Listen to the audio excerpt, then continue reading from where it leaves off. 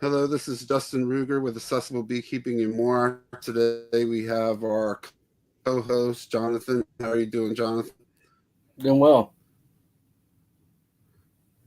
And we have our esteemed guest, Frederick Dunn. How are you doing, Frederick or Fred Dunn? Sorry. Yeah, you can call me Fred. Yeah, I'm doing great, Justin. Thanks for having me on. So I'm just happy to be here. So, little backstory. My mother actually follows you on YouTube, and she's the one that suggested that I send my books to you, and that actually started our relationship. And we got to meet at the Fred and I got to meet at the Hive Life conference in. Um, there you go. You have the two new ones. I didn't know if you got them yet. Yeah. Just wanted to promote you on your own channel, just, for fun. I appreciate that. So, how are you doing today? Great. Getting through the heat just like everybody else and taking advantage of the fact that we're in the mid 90s right now. So we took some honey that's been in storage. We had them in hive butlers. So this was a great time to extract because it goes through the filters faster. Yeah, Hive Butler is a great product. We got one to take around to show students when we read our books to them. Mm-hmm. So the reason we actually had you on here is our podcast is about beekeeping with disabilities and making beekeeping accessible. And Mm-hmm. you have a great following of beekeepers and I guess chicken farmers too, I'm sure. And Yep. we wanted to pick your brain and see what what ideas you have to help make beekeeping a little more accessible. Mm-hmm. Um, well, it depends, of course, on the disability. I noticed in your thing you had the American Sign Language. You have so for the deaf culture, maybe, and I don't know what disabilities overall we're talking about. Um, So, so just to give you a little quick background, so far we've had a blind beekeeper mhm, from California. I don't know if you know Frank Linton. He wrote the observation guide handbook. We've had him. We've had myself, which is a stroke and wheelchair. Jonathan is spinal bifida. We've had a person with CMT, and I've reached out to a couple people who are hard of hearing and deaf, but I haven't gotten any responses back yet. So mhm, we're trying to cover anything from wheelchairs to not being able to see the bees to not being able to hear how they're functioning. yeah. So So, I guess a broad range of. well, I would say the easiest thing to address is accessibility to the hives themselves, and of course, working your bees from limited mobility standpoint. So, if we're talking about wheelchairs and things like that, the horizontal hives are right there, perfectly designed for people that may have troubles lifting things. If you can't get out of your chair, they can be custom built so that everything is right at arm's reach. And the most you're lifting is, of course, the frame itself. And then getting people into the apiary and adjacent to those hives. So hive placement and things like that for year-round accessibility. So we're talking about boardwalks and things like that where I live. So it's one of the things we think about too. And that's the yard that has my horizontal hives. And for those that don't know what we're talking about, a standard Langstroth hive is a vertical configuration, boxes stacked upon boxes. And the horizontal hives can be anything from a top bar hive, which may be new to people, which is one of the older methods for keeping bees, by the way. And then there's a cathedral hive, which is also a horizontal format. And then there's the long Langstroth, which is a horizontal version of the vertical Langstroth hive. And the reason it's called that, the long lang, is because it uses the exact same frames. So compatibility of equipment, availability of equipment plays really well with that. And then, of course, the Layens hive. Jonathan and I were just talking about Dr. Leo down there in the southwest part of Missouri. And that's another accessible hive, but it's a little taller. So there again, we have to think about how would you approach the hive and what's accessible to someone with limited mobility. So those are probably the first things to address because it's physical. Because things like hard of hearing or the deaf culture, um, those are totally different things. But if you had the accessibility, then the other things are easier to work with. I can't imagine being blind, so I don't know if we're talking about legally blind or someone that absolutely has no vision. So I don't know, we're out of my experience area, but those are just things that come to mind for me when I'm talking about setting up my own apiary, because terrain is definitely a challenge for people. And what happens when the weather acts up, especially in the wintertime with snow and things like that? Can we clear a path? Do we have a decent parking area near the hives where it's also not risky to other people that would be there because of the bees? So, Yeah, the to comment on your blind comment, we have we had Ariel Gilbert on, who lives in California, and she is legally blind. She can't see anything out of her eyes. She uses the smell and the touch of the vibrations of the hive and the sound of the hive to tell if it's okay to go into them. And then she manages the hives on her own, but she has a a partner that comes, a partnering beekeeper that comes to her when she needs to find the queen or do things that require looking for specific things like eggs and larvae. mm.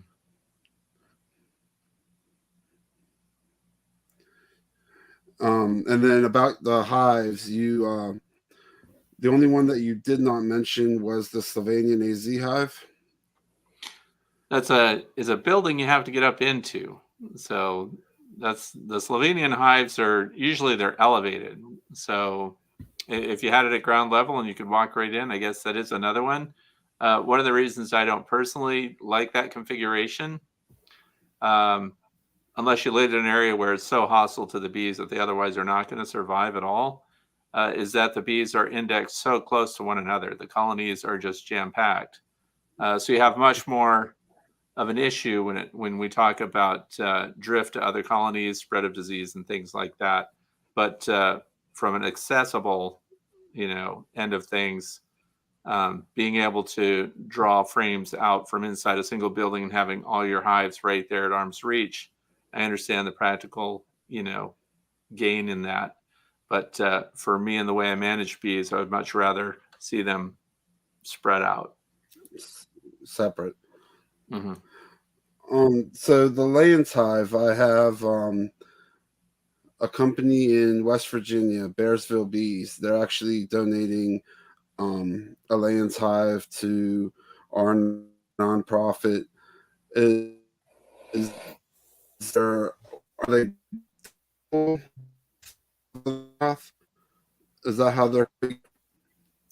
Your audio is breaking up. Sorry, is the depth of the frame double the Langstroth hive? Is that pretty much how it is? It's not quite double. It's closer. It's about 14 inches tall for the frame. So if we had a double deep Langstroth, we're looking at 18 inches. So, but it is Okay. deep. So Now here's a thought. And so what?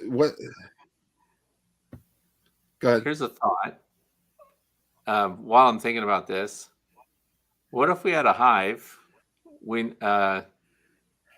that could tilt towards the beekeeper? So what if we had a long Langstroth, right, that sits flush and level, and we know that the critical level is side to side, forward and back, not so critical.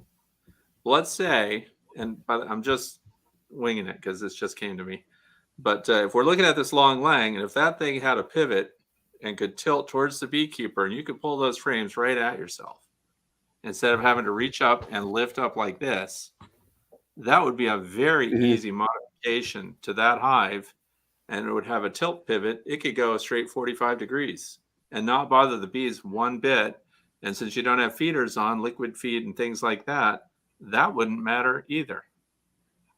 So you would almost, that to me, right off the bat, is accessible to someone in a wheelchair better than even just elevating their position so they can lean out over it, because it eliminates this getting forward and leaning over the hive. Now it's tilted towards you, and we're kind of a hybrid now between what you talked about with the buildings, where you get in, they're all indexed there together, because they're easy because you pull them out just like files straight at you. What if we had a tilting long Langstroth hive? That's funny that you met, because do you remember Ricky Rorick from the conference? Horizontalbees.com. He's actually, yes, horizontalbees.com. He's actually designing a tilting hive right now for us to try. And is it going to tilt the way I just described? And the last I heard, yes, right towards you.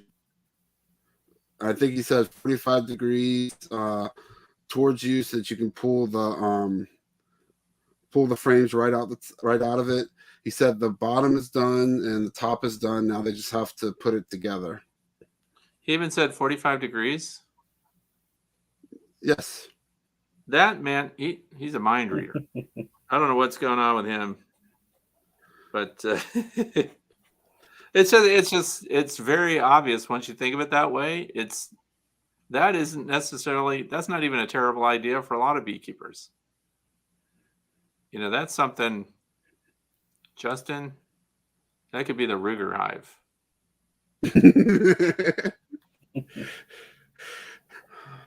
What do you think about that, Jonathan? Is that a good idea? I think it's a good idea. It'd make it a lot more accessible. Like you said, you got to reach over into a regular horizontal hive, but to have them right there where you can reach in, yeah, I think that'd be really nice. Yeah. I'll be very interested to see what Horizontal Bees comes up with.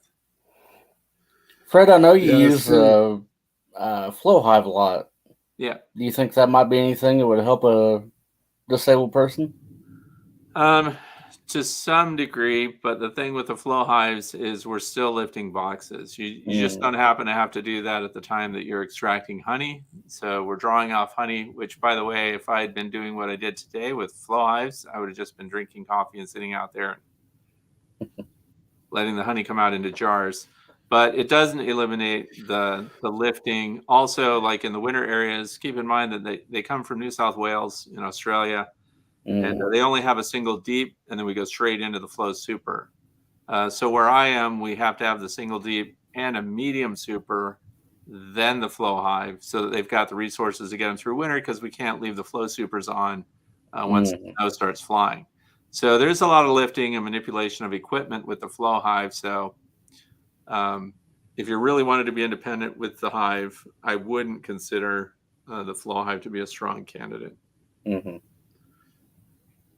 And when that super is full, we're talking that's a 75-pound super when it's full of honey, if you're going to pull it off that way.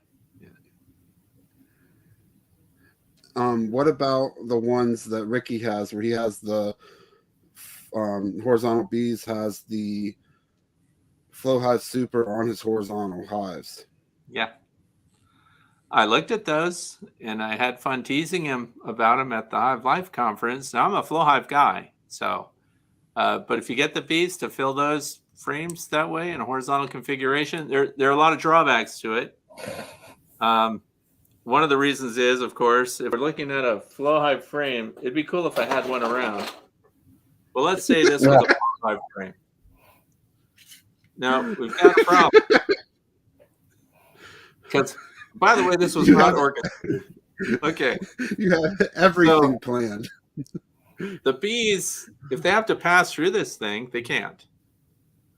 So they can't get up and over the top of it. They're not designed that way. So when we're in a horizontal configuration, we have to make allowance for the bees to get around and then access this.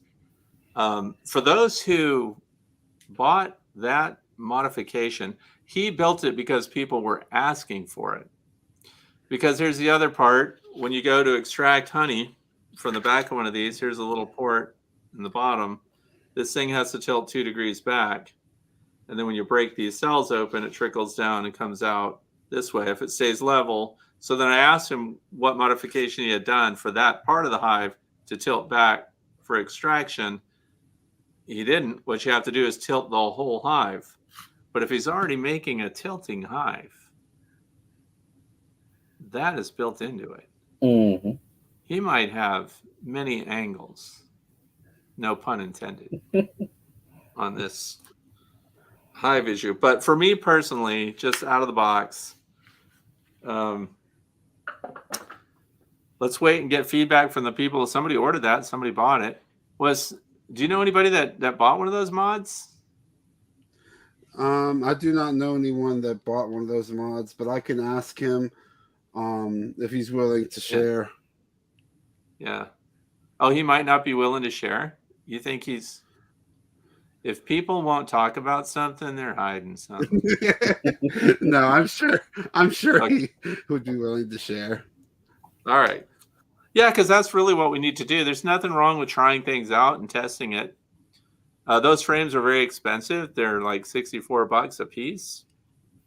But the ones that he had there at Hive Life were not actual flow frames. They were from another company that makes them less expensively.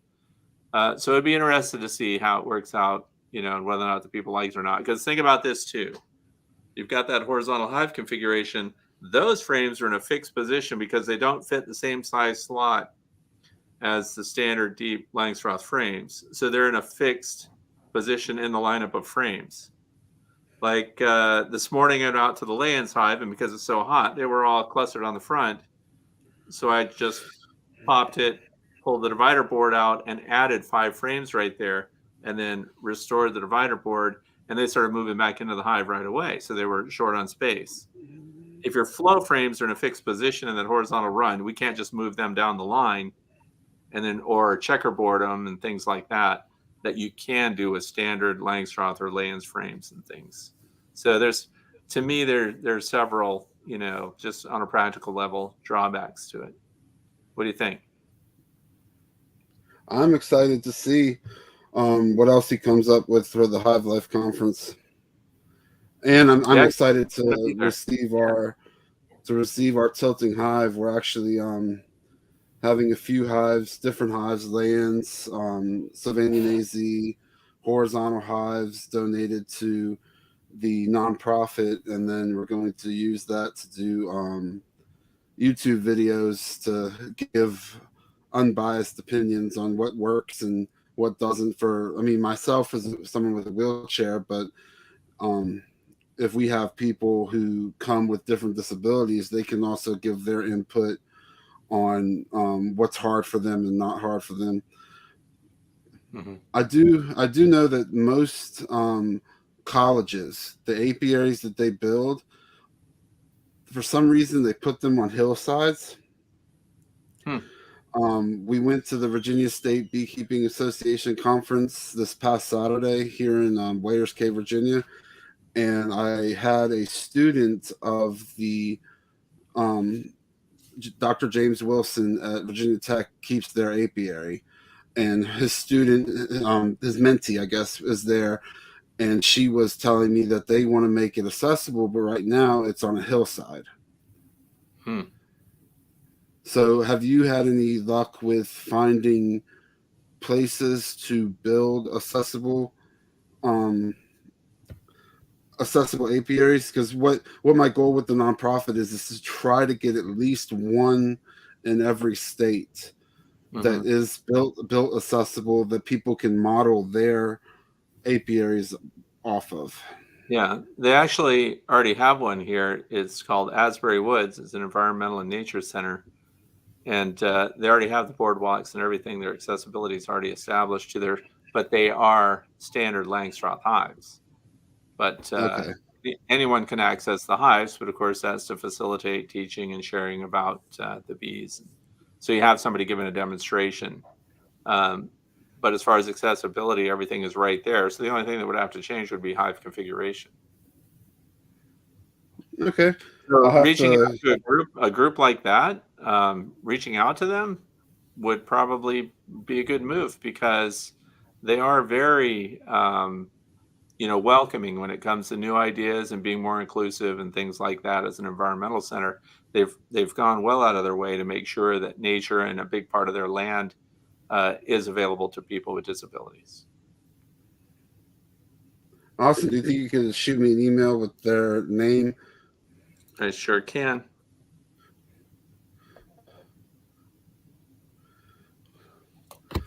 If somebody comes to you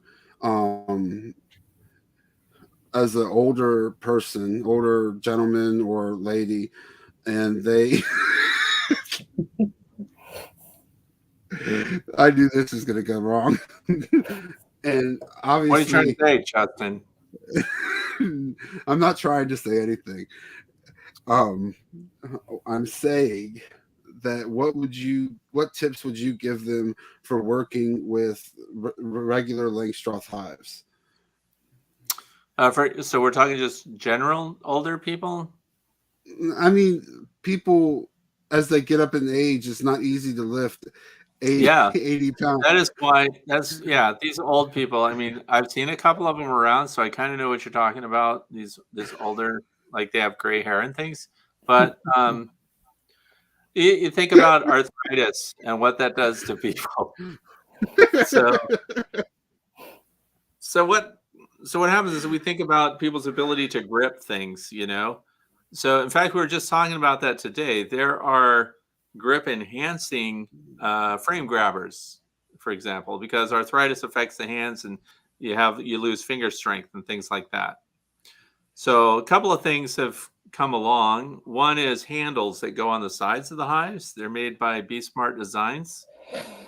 I don't know if you've seen those or you know what I'm talking about. These little buttons attached to the sides, but these are plastic handles that loop on. So even with your bee gloves, you could grip it and lift it, and you're not in with just your fingertips lifting the box.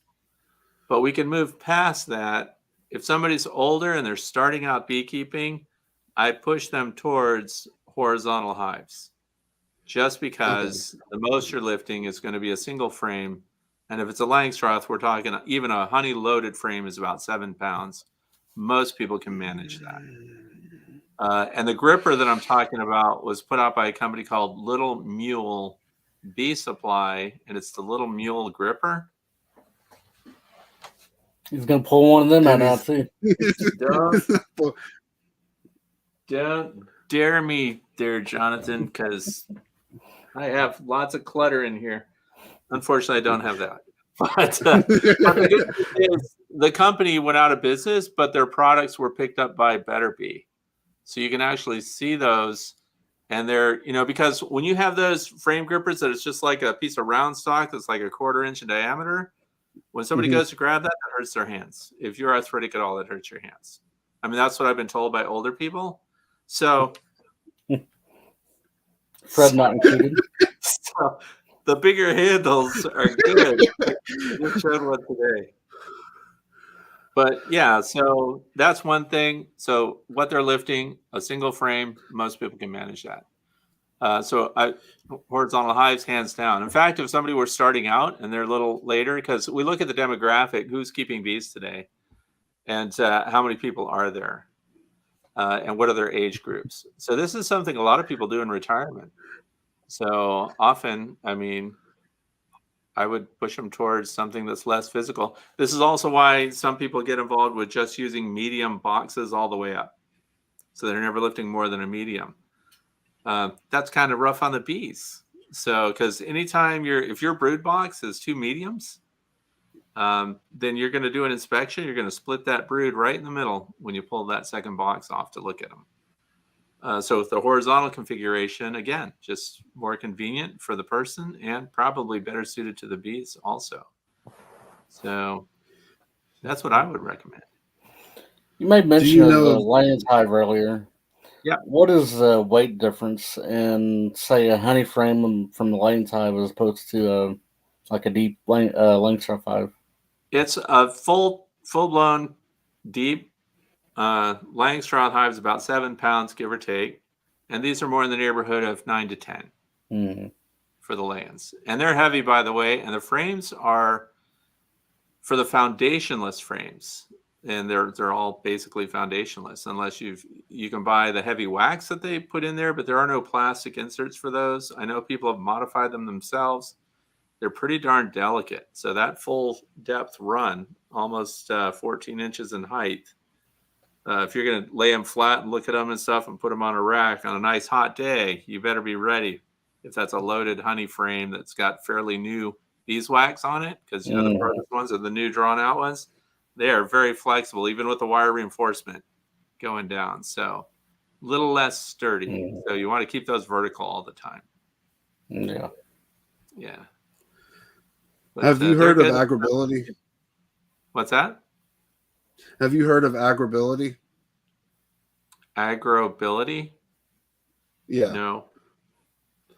So agribility is a national organization that helps disabled farmers keep their farms or start farming, and they've recently moved into including beekeeping. And I have been working with Joseph Ricker from National Agribility and Ned Stoller, as well as Adam and Guaro from Heroes to Hives in Michigan State. And we have a community of interest once a month where different organizations, nonprofits, education centers all get together on a Zoom meeting, and we talk about making beekeeping accessible. But Ned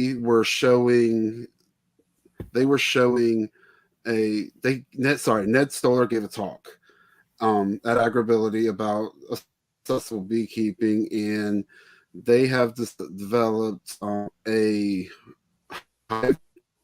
You see that?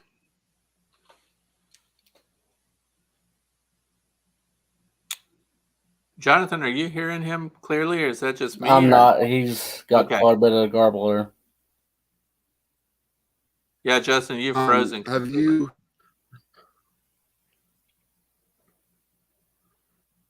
Is that better or still frozen? There, it's starting to get a little bit better. Sorry, we just moved out to the middle of the country, and I'm working on internet issues. But Agribility gave a talk, and they have hive lifters. Oh yeah, of the Langstroth hive. Mm. It's the super off of the brood boxes, so and then that you can pull the supers away to be able to inspect the brood boxes. Have you seen that? Mm-hmm. I've seen the hive lifters. I don't know if you've also looked at University of Guelph in Canada and seen some of their methods. Rather than lifting the hive vertically to spread the boxes apart, they actually have a tilter. So they tilt all the hive boxes back flat, and then you just pull them apart and look at them that way in a horizontal plane. Have you seen that? Instead of lifting it and having to have, vertical separation, they tilt the whole thing back and then they just pull it apart because the bees don't seem to care. But I've seen several hive lifting devices where they have the flip down handles. They go into the cutouts for the hand grips. And then they have the ones that are run by the electric drill. And then that cranks it up. And then they have hand crank versions. So they have different levels of automation on those. I like them, but again, you'd have to have really smooth, accessible ground. I think Cayman Reynolds fooled around with a hive lift system.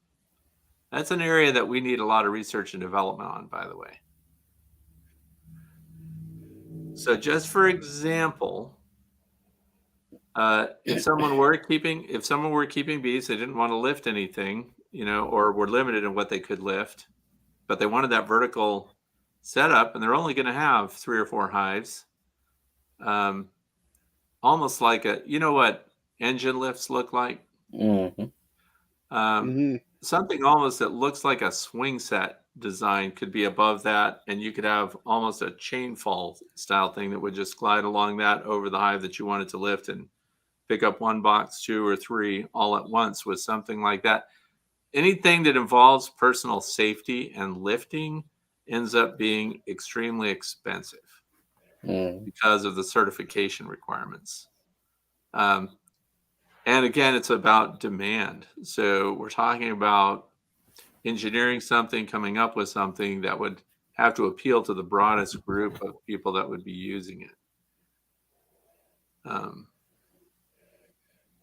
Anyway, as Justin mentioned earlier, we got an aging beekeeper population. So aging? Yeah. What the? Listen. Well, might be something Justin can invent there. And yeah, so the more people that get into beekeeping that have those needs, then the more opportunity there is for someone to come up with a solution for that. So I like to come up with engineering solutions, but I have no time, so I pass them on to other people. But yeah, that's a mechanical engineering student's master's program, in my opinion. So if you need a master's project and people are out there and they're getting their mechanical engineering degree and they want something that would benefit the public and get you the A that you want, I would say coming up with a lifting device for people with limited mobility related specifically to beekeeping or other configurations like that, I think you get your name out there.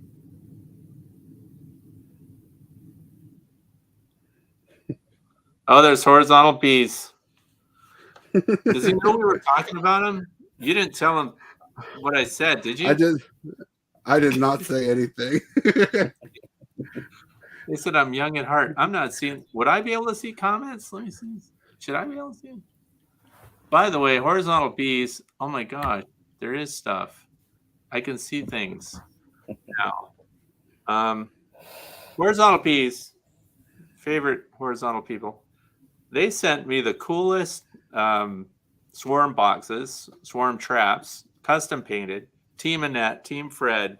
I can't even put them out in the woods because they're too good looking. And I keep meaning to put that in a video, but there's the guy that can solve a lot of production challenges when it comes to making something unique and different. So I think that'd be great for old people, like if you find any. So. Oh no! Now he thinks. It says, "Were you talking mean about him?" I think he's talking to you, Justin. I think he was talking to you. It wasn't me. There's a mean bone in my body. Ricky, I really like the top of them hives that you've been putting a copper top on them. Those look really slick, I think. Yeah, I have that too on mine. Copper tops, batteries. They do look good. If you need a custom horizontal hive, that's a place to go. Totally. I've always said that. I mean, even before we came on tonight, I was telling Justin Ruger tonight. I was like, horizontal bees, they're the people for everything. I'm excited to see what they come up with. Yeah, that tilting hive that I came up with, and he read my mind and started building the minute I started talking. It's been in the production since Hive Life. You read his mind. Okay, Justin. I think I'm through talking. I think you're breaking up. How's the shrew? Is the shrew still around there? Oh, here we go. Now, they can't get as close to me now that the snow is gone. So we don't need to go there. This is going to be like Greg making fun of me and then posting that video. He asked me to go and get something, and then he edited the video to make it look like I was scared and ran away. But shrews don't scare me. I have a special collection system just for them. But 80% of those short-tailed shrews die every winter. That is amazing. Wow. That means we're dealing with the survivors of those groups. So we're talking about special operations shrews that are left out there. So we don't need to talk about it. I want to be able to sleep. Thanks for bringing that up, Jonathan, because it's good stuff. Oh man, I don't even have my shrew flipper. Yeah, I do. There it is. You can spank them with it. Measure spaghetti. So what's the most unique thing you got in the collection there that you can grab? Most unique Yeah. stuff that other people don't have. I would say my my bee lining box. You ever see one of these? I don't believe I have. So you've never seen one before. I wonder if Horizontal Bees is working on a better version. Okay. So let me tell you what this is. This is when you want to find out where the bees are coming from that are not from your own apiary. So you want to find a feral bee in a tree, right? Mm-hmm. So we take this out of here. And notice there's little dividing boards in here. And then at the end, we have a glass panel. So you go out there, goldenrod or whatever, and you find a bee pollinating and getting nectar, goldenrod, dandelion, whatever. You get this over the end of it, you get that in there, and you close it on the bee. Now it's in there. So now I pull this end out, and I pull this one out. The bee naturally is drawn to light, so it goes into this chamber. And then once I see that it's in there, I close that off. Now I've got a bee back here. I get a bunch of them, right? So now they're closed into this dark box. Let's say we have 4 foraging bees. Then we flip this back up, and I take this honeycomb, real honeycomb works too, by the way, and you fill this with sugar syrup or real honey, whatever you want. You put that in here. Now you close this. Now you open the middle, and they go from the back. They go, oh, there's honey. And they start feeding on it. And then once they get loaded up with the honey, you open this. And then when they start flying out, you see what direction they're going. And then you move in that direction, and you catch more bees. And you repeat this cycle until you end up in your neighbor's apiary. Instead of the wild tree, you're supposed to find that the bees are in, and then you just run away fast before they see you out there. Because and Justin, yeah. So, I mean, they see old people; they're nicer to you. So that's pretty much it. Free Range Art Farm says hunting feral bees, very interesting process. It is, and it's a great way. You know, there's another window here, by the way. This is just to block out the light. It's a great way to make people think you're doing something really scientific and getting away with blowing off an entire afternoon. That's what that is. So that's kind of probably, I think, my most unique piece of gear. You have any questions about it? What's the longest you have spent using that? What are you trying to say? My time is valuable, Justin. I spent one afternoon because where I live, everybody seems to have bees. So I did not find a bee tree. And as soon as I realized exactly where it was headed, I gave it up. And then I said, you know what? This will make a great ornament in the background so that somebody later someday can ask about it. And there it is. Bee lining. And that's the tool that was used by Dr. Thomas Seeley when he did all of his great. Now he's in the Arnott Forest in New York, and you know he was finding real bee trees. He wasn't just encroaching on his neighbor's property and climbing over fences and walking past no trespassing signs. He was actually allowed to be where he was. So he found real bees, and I thought it was a cool thing. But I would have to go somewhere else to use it and really find bee trees. So there's that.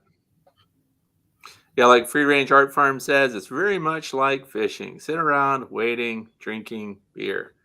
Don't drink a lot of beer, you know, because you can fall down. You could be awkward. So it says Tom Seeley uses to find wild bees. Yeah. Okay. Yeah, that's where he got the idea from. And for all I know, that's the box he came up with the specs on. I think I got it from Better Bee. So I didn't make it. I don't have any skill set or anything like that. So. You're giving a talk at Hive Life Conference this year, right?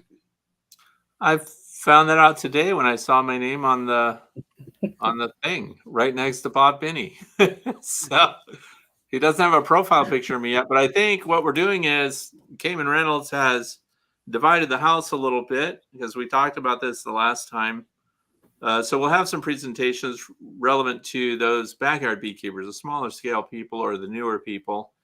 And then those who want to build a honey processing center for under $80,000 can go over there. And those who want to go over here and talk about backyard beekeeping and maybe some practical experiments and testing and observations, they would go to someone like me. So there'll be obviously some presentations that everybody will be at, but then they'll split it up like smaller groups later, which I think is better because there's nothing worse for a speaker than to be in front of a group where you can tell, if you read the room, that a lot of them are not that interested, in what you're talking about. So it'd be better if people had choices and you had a smaller group of more interested people in the topic that you're going to present. So yeah, I guess I am. And Randy McCaffrey, Dirt Rooster, he's on there too. Jeff Horchoff, Mr. Ed, he's in there. There's a lot of people. So I'm thinking there are going to be a lot of options. Ian Stepler is on that list. He was supposed to be there last time, but he got held up. That's why we had a lot of last minute speakers last year. So this year, I think he wants to cap it at 1,500 people. So tickets are on sale as of today. So I'm told. I mean, I'm not trying to promote it or anything, but so I'm told. Castle Hives is here. Oh man, I don't have my Varroa mite model. I left it upstairs, but my Varroa mite's bigger than Brian's. So I'm just letting you know. And I think his has a broken foot. His foot's missing. I think he throws it around when he's not on camera. What else should we talk about? This has been fighting with one of the VSHBs or something and lost the leg. Those Purdue ankle biters, you don't play Yeah. games with those. You don't play games. Horizontal Bees said that Cayman Reynolds sold 250 tickets in 2 hours. Oh, wow. Think about that. Are you going to have a display there, Justin? You going to sell your books? Yes. Because that worked out really well, I think, for you last time. Yep, I'll be there with my books, and the Accessible Beekeeping nonprofit will have shirts, and I'm hoping by then to have something to display. I'm trying to get in contact with UVA's fabrication lab to work on a hive gripper for somebody with Parkinson's that uses like a gimbal to hold the frame steady while they may shake. Okay. So that Agribility actually asked about that because they didn't know if we had any ideas. So I'm trying to get somebody to talk to about designing that. Okay. Yeah, there have been attempts at, you open up the hive box, you take your cover off, take the inner cover off, and then there's this translucent manipulation box that goes on top of it. And it has the frame pullers and stuff like that. It had some real rough functioning to it that didn't pan out, and then it kind of abandoned the project because this was years ago. But the thing was, as it was for a training situation where you could set it in a room where everybody could be there, and then these mechanical arms, these robotic arms, manipulate the frames, and then everybody can see it in an education setting. This would also work for someone like you're describing because it's like toggling and moving things down rails. But it had some hiccups, and I also think they didn't see a broader application for it. So I think they backed off because you also had to get that thing off and then reassemble the hive and close it up afterwards. So I have seen something like that. Any advice for somebody giving a talk in next Saturday at a small conference in North Carolina. Who is this somebody that's giving the talk, giving advice to? Are you talking about yourself, Me. Justin? Me. You know, you can say, "Hey, Fred, I'm giving a talk." Well, this depends on, it's a conference. So what kind of conference? Who are these people? It's the Bee Jubilee in Oxford, North Carolina. It's a festival that this year they combined a festival and a conference all into one day. Next year they want to split it apart to a festival on Saturday for the kids and families, and then the conference Okay. for beekeepers on Sunday. So are you going to be talking to kids because you have your children's books and everything? I'm going to be talking about accessible beekeeping, and then I'm also Okay. going to be reading my books at specific times during the day to the kids. Because I have lots of tricks up my sleeve when it comes to talking to kids, like third graders and stuff. But when it comes to adults, it's a whole different thing. But with the kids, it's fun to teach them, get them involved and make them physically do things. So there are puppets that are bee puppets that go on your hand. You know what I'm talking about? So I give those out to kids and I have them each get a puppet on their hand. And I get those they're kind of funny looking felt flowers that are all different colors and they're like pipe cleaners. So you can bend them and shape them. And I put those all around. Then I have one of the kids with the puppet go to one of those flowers. And what would they be finding? And that's the introduction to, first of all, why does the flower need the bee to do that? Because this flower likes that flower, but it can't touch that flower. So it needs the bee to do all the touching for it. And then that bee gets nectar and pollen, comes back to the other bees, but the other bees can't see the flower just visited. So how's it going to do that? Then that's an intro to showing whoever's got that puppet, they have to do a waggle dance to convince those bees where it is. And then we put up a fake fixed position where the sun is in the room. And we teach them to interpret that waggle dance and to deliver the information to the other bee holders based on where that sun is positioned. How much would you waggle? How far will they have to go? And see if they can really find where this bee is telling them that resource should be. And that's a lot of fun. It works on multiple levels, but kids, it really works on kids. And then that's your segue to talk more about, now they brought those resources back to the hive. What are they going to do? I don't know, kids. Maybe Honey could teach us a little bit about beekeeping, So that's my, I do cold presentations sometimes, but you really kind of have to know what their level is, what they expect from you. And kids it never gets old because you can just pick on them and, and get them to say things to each other. And it's just really funny. We have a question from Free Range Art Farm. Have you ever heard of BeeWise? It's a fully robotic beehive. Yes. And it comes in a container. It looks like a shipping container, right? And they're hugely expensive, but they tie in all the latest tech. They manipulate the hives. It's hands off. The system sits out there. It listens to bees. So there's a lot of acoustic research going on there too. When the hive is healthy, the sounds it makes. When it's stressed, sounds it makes. It also, in the long term, they want that thing to sense when there is brood. There's a brood problem, like foul brood, for example, but they also want it to detect mites, and then they want it to dose the hive.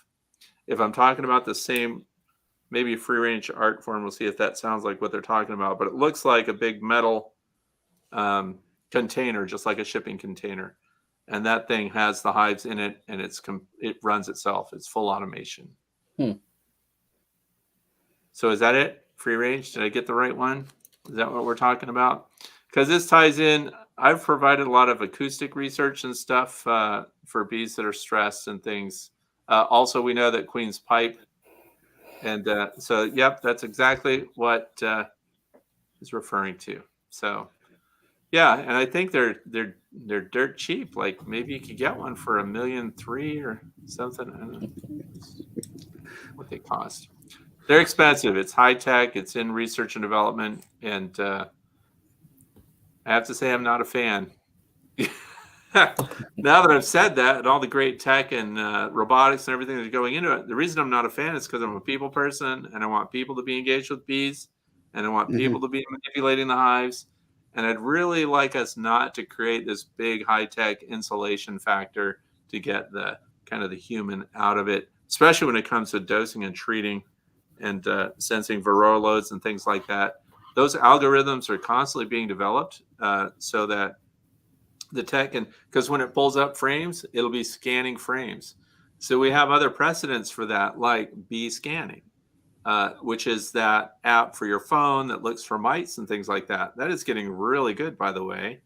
And the more people that report their findings and the erroneous findings of the software, the more it's being developed and the more improved it is. And now they identify brood issues with it. So it's very interesting. Plus, they read the frames, and it will tell you right off the bat, you have 3,200 capped brood on the side of this deep frame. So it also lets people know the strength and the build potential of that hive. So it's really, I don't know, I kind of want to go old school on it and get it back in the hands of people. But there must be some middle ground to where we can benefit from that technology, especially for people that without it would not be able to keep bees. So that's great. But for people that can get into the hives and do things themselves, I'd really like to see it as organic as possible. How does that sound? Sounds awesome. Okay. Jonathan? Free Range Art Farm said, I'm just thinking reusing the technology, not using the actual product. Okay. And yeah, the technology again, because there's always this is never just one person doing it. These are teams and research groups, and they're finding people that have strengths in specific areas, and they're pulling them all together for these bigger projects. So, and I'm just lucky that I get invited to give an opinion on things like that often. Castle Hives is leaving. See you later, Brian. Did he already leave? Was it too late? So. He's going to his stream, which ends right after ours, or starts right after ours. Oh, we have competing streams? No, we're before them. Oh, so it's not a competition? I can't measure up to them. What? It's just Bruce and Greg and Brian. I mean, what? They're just going to like make fun of everyone that's not there. All right. Fred, what was that app you were referring to again? The app is called Bee Scanning, and it's, Bee Scanning. It's the Bee Scanning app. Don't have my phone, but it's easy to find. Bee Scanning. And it's on Apple and Android? It's on Android. I don't know if they have an Apple version. I think they were working on it, but it works good.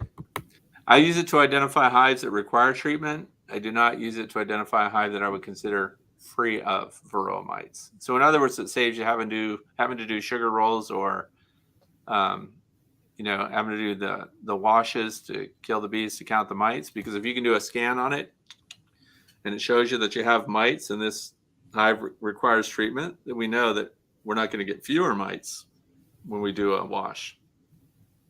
So that identifies very quickly a colony that needs attention.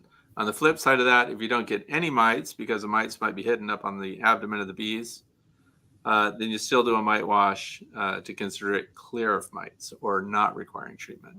So it's a very handy tool, and it works pretty well and better all the time. The Bee Scanning is available on iPhone, and the latest update was a month ago. Okay. So it's still being put through production. Yeah, it's a good program, and like I said, they're always improving. So, based on feedback from all over the world. So, a good group of people. Yeah. Well, is there anything that you would like to add in terms of accessible beekeeping before we end this and head over to the stream team? No, just that if somebody is brand new to beekeeping and they're getting started and they're picking the site location for their apiary, always think well down the road to accessibility issues and things like that. Like you mentioned, the hillside apiaries and things like that on steep embankments. Always consider that one day, you're going to be older than some people, but But so think ahead. I mean, like even when I designed and built the house I'm in right now 20 years ago, and I put handles on that have the paddles on them, because I knew that I would someday get old. That day will come eventually, Justin. And Eventually. then I won't, then I'll feel like I won't. I'm so glad that I got those paddles instead of the knob that you have to grab. Same thing in beekeeping. Think ahead to accessibility. How well is that going to work out for you, your friends, and if you make it for when you're in your more delicate years, then it'll pay off. So if you're citing it now, think in terms of accessibility. Anything else, Jonathan? I don't believe so. I've sure enjoyed the chat here and learned a lot from Fred here. I've been a big fan and glad we got to pick your brain a little bit here and see your most unique item back there. Most unique at arm's length. Yeah. So, well, Jonathan and Justin, thank you so much for having me. I'm glad we got to work it out and share a little bit and get the wheels turning. You never know who's watching or listening, who has a great idea and the ability to make something really happen. So I hope it all works out great. Well, thank you both for being here. Yep. Thanks, Justin.